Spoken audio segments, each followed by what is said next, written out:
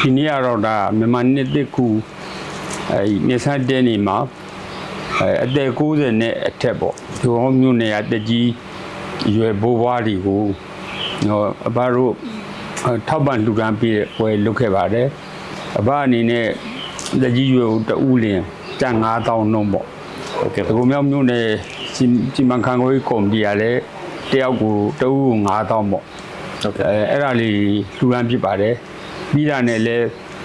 တကောမြို့နယ်သူမြို့နယ်သားအားလုံးဘေးရန်ပေါင်နှစ်တစ်မှာရှင်းဝကြစီဖို့ကကြီးသုံးပါးတွေကျေလွတ်ကြစီဖို့အတွက်ရည်စူးပြီးတော့လည်းဒီအနေကင်းပြည့်ရွတ်တရားနာပွဲလည်းကျင်းပပေးခဲ့ပါတယ်ပြီးနောက်မျိုးစီငရေုံဖျားကြီးမှာလည်း9ကောင်ကြီး9000ကျော်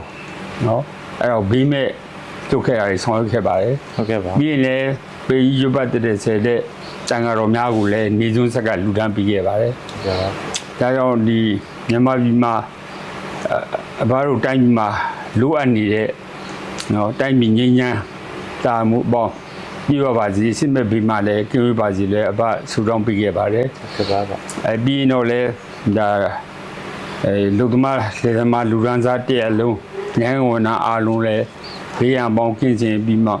ဇီဝလာလည်းမတိုးတက်အောင်မြင်ကြပါစေလုပ်ငန်းကိုင်ငန်းများလည်း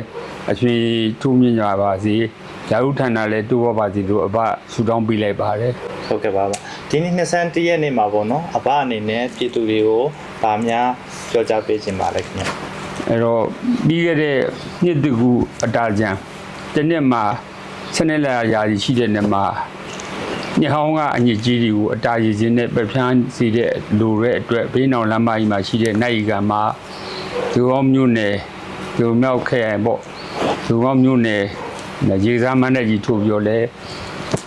တရားကာလ၄ရက်တိုင်မြို့နယ်သားအပလုံးကလည်းဒါပျော်ရွှင်ချမ်းမြေ့စွာဒါရေစားဒီအတာရီကိုပဖြန်းပြီးကြပါတယ်ဒါကြောင့်လာမယ့်နှစ်ဒီမှာလည်းဒီလိုပဲအတာရီကာလကိုပျော်ရွှင်ချမ်းမြေ့စွာနဲ့ရေစားကြဖို့နော်အဲ့ဒါတွေလည်းအဘတို့ဆက်လက်ဆောင်ရွက်သွားပါမယ်ဒီလိုပဲဒီတက်ကြီးဘိုးဘွားများကိုလည်းနော်တက်ကြီးပူဇော်ဝဲပြုလုပ်ပြီးမှနော်ဒိုမောင်းမြို့နယ်လည်းဘေးရန်ပေါင်းကင်းဝေစီဖို့အနာဂတ်ပြိတ္တာတရားတော်နေကျင်းပပြီးတော့တမြို့နယ်လုံးမှာလည်းမိသက်ကာယနဲ့အနာဂတ်ပေးရဖြန့်ပေးတာတွေနောက်ပြီးအနာဂတ်ပြိတ္တိမြို့နယ်တမြို့နယ်ရွတ်ပတ်တဲ့ဘူးရွတ်ပတ်တဲ့စေပေးတာတွေဆောင်ရွက်ပေးနိုင်ခဲ့ပါတယ်ဒါကြောင့်ဒီပြုစုကုသိုလ်ကောင်းမှုအဆူဆူတို့ကြောင့်စောင့်တင်းရသောသီလကုသိုလ်ကြောင့်လည်းမြန်မာပြည်တော်ဟာဘေးရန်နေကင်းဝေးကြမယ်လို့အပယုံကြည်ပါတယ်။ကကြီးသုံးပါးတွေကလည်းအများဆုံးကြော်လာလွတ်မြောက်မယ်လို့လည်းအပယုံကြည်ပါတယ်။ဒါကြောင့်လာမဲ့မကြာပြီးဒီကပဲအစိုးရတစ်တရဖွဲ့စည်းပြီးပါပြီ။အစိုးရတစ်ကလာမှာလည်းစိတ်တစ်လူတစ်နဲ့နော်အနာကတောက်ပတဲ့နိုင်ငံတော်ကြီးဖြစ်အောင်တည်ဆောက်သွားကြပါလို့အပတိုက်တွန်းလို့ဆိုရင်လည်းအဘနှုတ်ခွန်းစကားကိုနှစ်တကူကာလမှာစကားကြုံပါလိုက်ချင်ပါတယ်ကဲပါကျေးဇူးတင်ပါတယ်